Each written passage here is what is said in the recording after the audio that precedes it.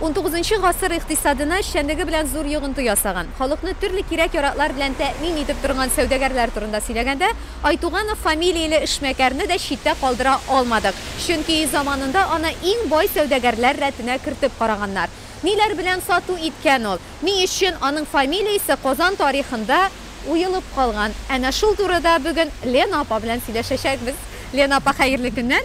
Хәерле көн, güzel. Габдулла Тукай урамындагы 62-нче йорт янында басып торабыз. Баксам, ул 19 гасыр сәүдәгәре Айтугановның шәхси йорты булган икән. Әйе, менә бу йорт инде карап торганда хәзерге йортларга да ошаган. Бик әллә ни декоры буенча, бизәлеше буенча, аны татар архитектурасы дип тә әйтә алмыйбыз, чөнки шын классик стильдә төзелгән. Әле менә күптән түгел генә 1-2 ел элек кенә моңа реставрация ясадылар бу бинага, моны шулай ремонт ясап үзгәрттеләр.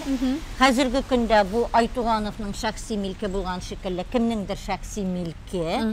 Нәрсәләр урнашканын без әйтә алмыйбыз. Мин кичләрен теге карап йөрим. Инде офислар дип беләм, чөнки монда бөтенесе шул офис әйберләре, шкафлар. Тәрәзәләренә караганда чынлап та монда офислар кебек. Айтуганов исемен, фамилиясын әйткәндә үк ниндидер бер шигъри, шулаймы? Ниндидер бер серле. Чөнки безнең Азимовлар, Юнусовлар, Апаковлар, алар инде бөтенесе дә билгеле фамилияләр, алар турында без фамилиясының Апак булган бит инде, шулай итеп әйтә алабыз. Айтуганны да нәкъ менә татарларның Айтуганда туган кешегә Айтуган дип биргәннәр дигән бер версия бар. Менә бу фамилия әле ул татарларда гына түгел, урысларда да бар икән.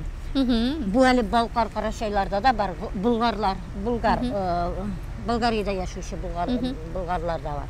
Шулай ук еврейларда да бар икән, Нагайбәкләрдә бар икән бу.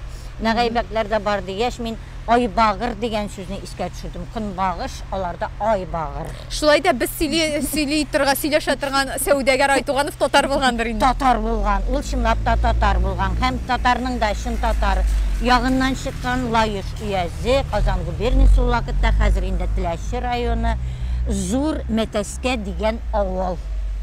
Зур Мәтәскә, Мәтәскәләр Кубанда, менә шушы Зур Мәтәскә дигән авылда туып үскән 1818 ел. Бу инде руска тартсак Лермонтовның замандашы була. 1851 елда бу Казанга килә. Казанга киләдә, Казанга килгәч, бәлки иртәрәк килгәндер, Купецлар гильдиясенә керә. Нәрсә белән сату иткән? Кызыл товар диләр инде, мануфактура, ниндидер тукмалар белән, шулай ук галантерея әйберләре белән, нәҗеп һәм төймәләр белән, һәм тиз генә ул булай айрып сатуга гына түгел, ишләп сату диләр, күпләп сату диләр, оптовый торговля. Менә шундый контораларда ачып җибәрә һәм шуның белән байып та китә.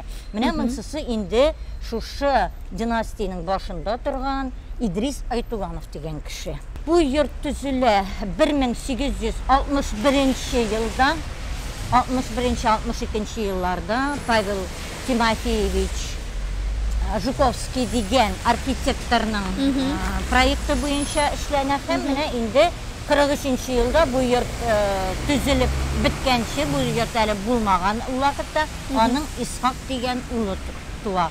Исхак Казаннар арасында, Казан сәүдәгәрләре арасында нәкъ менә әтисенең эшен дәвам итеп, иң бай сәүдәгәрләрнең берсенә әйләнә. Менә шушы бу йорт ул Исхак йорты буламы? Бу йорт Исхак йорты була инде, Исхак тора, ләкин төзелешне 43 елда тугач инде, аңа 20 яшьләр самасы әтисе төзегән инде бу йортны. Әйе, Исхак менә йортның икенче ягында, анда бар янкырма пристрой, 2 катлы мансардлар белән эшләнгән. Менә Исхак шул янкырманы төзегә һәм хәзер юк, менә монда керә торган капкалар. Менә ул капкаларны төзетә. Капкаларны инде бүтән архитектор эшли, Крылов дигән архитектор. Шулай итеп, йорт 2 кеше төзегән булып чыга. Айтугановлар нәрсә белән билгеле кешеләр. Еракта түгел, безнең 4нче Җәмик мәчете бар, аны Голубая мәчет, Зәңгәр мәчет дип йөртәләр. Әле тагын бер кыллар Мәчете мечет, Работ, Урысча әйтәләр, Әфәнде мәчете бит инде, Мәрҗани мәчете булган Әфәнделәр мәчете. Менә монда эшче халык, Мишаннар урамында тора торган эшче халык. Аның төзү башлау тарихы Аитовлар, Замановлардан башлаганнар. Ләкин Айтугановлар аларның бу мәчетнең игенәчеләре була. Үзләре алар бүтән мәхәлләгә керсәләр дә, алар менә шушы мәчетне тоталар. Адыңга таба Исхакның балалары күп була. Исхакның 2 улы, 4 кызы. Менә аларның инде тормышы, аларның язмышы бигрәк тә кызыклы. Аның Исхакның зур улы 73-нче елда туа. Бу Исмәгыйль дигән балайы. Ибрахимы 78-нче елда туа. Һәм энциклопедиялардан инде төрле чыганаклардан шуны беләбез. Алар Галиәскәр Камаллар белән әле туганда алар Галиәскәр Камаллар, Фатих Әмирханнар, Тукайлар белән дус булып яшиләр. Бу дуслык Тукайның әле бер әсәрендә дә күренә. Чөнки әйттем бит, яңалыкка тартым кешеләр булалар дип. Менә күз алдыгызга китерегез әле. Ибрахимы Щетинкиннар хәзерге Казан кунакханәсе, билгеле Бауман урамында, менә шу Щетинкиннарның йортына йөреп, шунда йөри торгач, руслар белән аралашып, бер рус кызына гашык була да, шу кына һәм рус кызына өйләнә. Бу инде татарлар өчен, мөселманнар өчен ниндидер вакыйга була. Аны белүемчә, Габдулла Тукай шушы эше өчен тәнкыйтьләп тә чыга. Тәнкыйтьләп кенә чыкмый, әле ул авыл җырлары, 3нче көлтә дигән авыл җырларын менә яза да, шунда шундый сүзләр язып куя. Яшендә басылган бу. Яшеннең редакциясе менә шунда гына булган. Яшендә басылган 1909 елның март айында Ай туганда тусаңчы, айдай нурлы булсаңчы, яшьләр күңелен кызартканчы, каралганчы куш тырнаклары эченә алган, үлсәңче ди каралу татарлар, мөселманнарда ул икенче чыгу дигәнне аңлата. Менә шулай дигән җыруы бар, халык теле белән әйтсәк. Тукай алар белән чынлап та бик дус булган үзе. Ләкин аларның яшаемалары да хайран булган. Ибрахим белән айырмасы 8 ел, Исмәгыйль аннан 14 яшькә өлкәнрәк. Алар белән дус яшиләр. Ни өчен?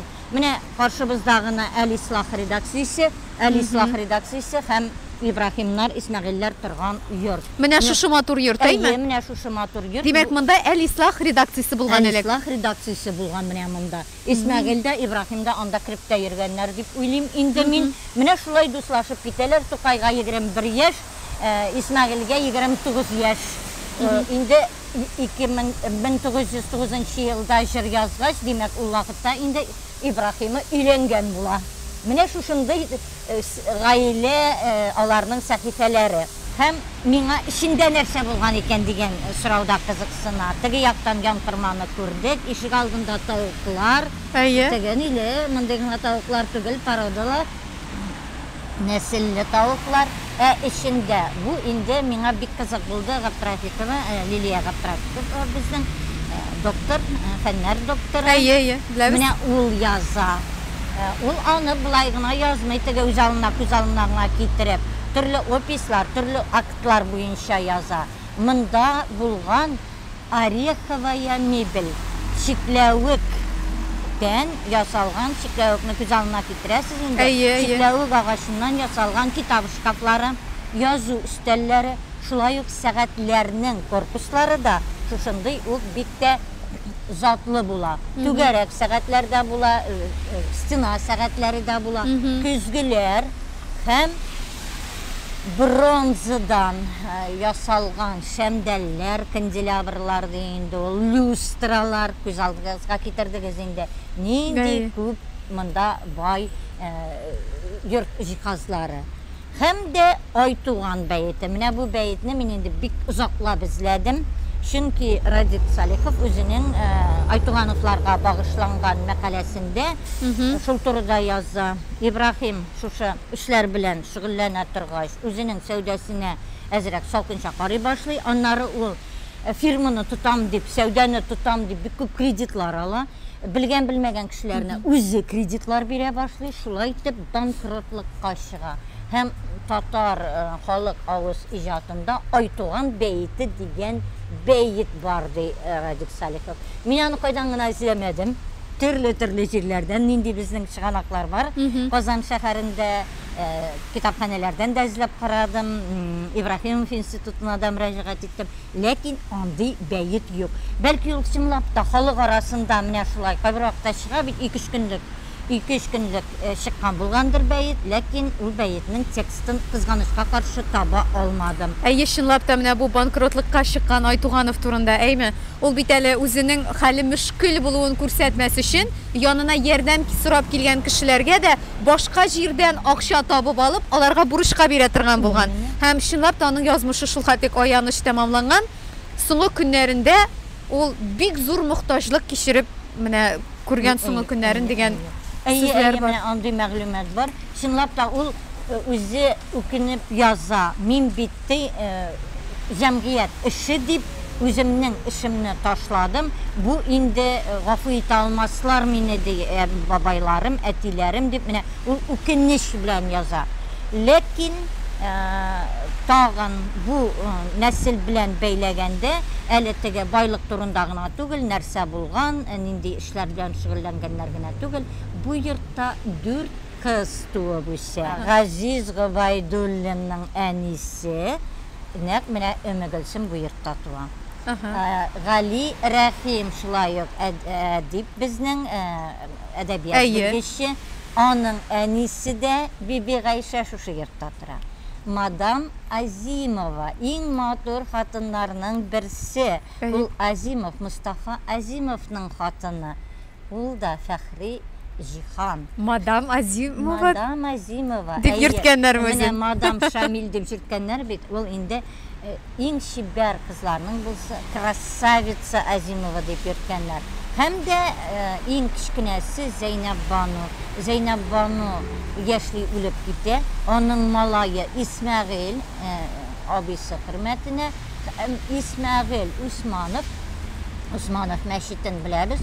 Шуның улы Җихан Шаның улы Султан Усмановка абысының дустына кияүгә чыга Зәйнәп Бану. Ләкин үлеп китә, улы аның Исмәгыйль Сәлих Сәйдашевның дусты була. Ул журналист. Аларның нәсел дәвамчылары кемнәр ул? Бер нинди дә мәгълүмат юк. Бер генә шундый мәкаләгә мин тап булдым. Шакирова Эльмира Султановна дигән. Бу инде шушы Исмәгыйльнең оныгы булып чыга. Исмәгыйльнең кызы Фатыйма ул рус гимназиясында укый. Башта Аитова мәктәбендә укый. Аннары инде рус гимназиясында укый. Ни өчен мөселман кызын рус гимназиясенә алалар? Чөнки Исмәгыйль үз вакытында почетный гражданин России дигән исемгә лаек була, алтын медаль бирәләр. Һәм менә шуның аркасында Фатыйма укый ала. Исмәгыйльнең язмышы 31-нче елда репрессиягә эләгә. Кашып котылмакчы була. Шул мәтәскә ягына кире кайта 2 баласы, 2 малайы һәм хатыны белән. Фатыймасы Казанда кала, чөнки ул инде ул вакытта техникумга урнаша һәм тулай тракта тора. Аны эзләп таба алмыйлар. Тагын бер малайлары кала менә монда 2 баласы белән аны сөрәләр Магнитогорскида. Менә шул Магнитогорскида үлеп калалар. Аннан хатыны гына кала. Хатыны Фатыйма гаиләсендә тәрбияләнә. Менә шушы Фатыйманың оныгы инде Эльмира яза, нәрсәләр калган. Бу күп әйберләрне юкка чыгардык ди. Бер фотоны шулай бик матурлап тасвир иткән. Ул анда әбием ди. Һәм әбием артында бузылган әйберләр. Әбием аны шулай дип аңлатты. Анда императорларның рәсемнәре булган рус гимназиясында. Менә һәрберсен моның кызыксынып укый сөйли башласаң, чынлап та Айтуганов йорты дип узып китеп бара кеше. Әле ул безнең бернинди дә теге памятникте без бетендә культура, мәдәни һәйкәлдә булып саналмый, архитектура һәйкәле булып та саналмый. Ләкин менә бу тарихны белгән кешеләр Айтугановлар дип инде яңадан кызыксынып укырлар дип ышанам. 150 елдан артык шушында Тукай урамында торучы бу йорт чынлыкта никадәр хәлләр, вакыйгалар, серләр саклый икән. Чынлап та бик кызык, минем үзем өчен дә бик кызык булды бу.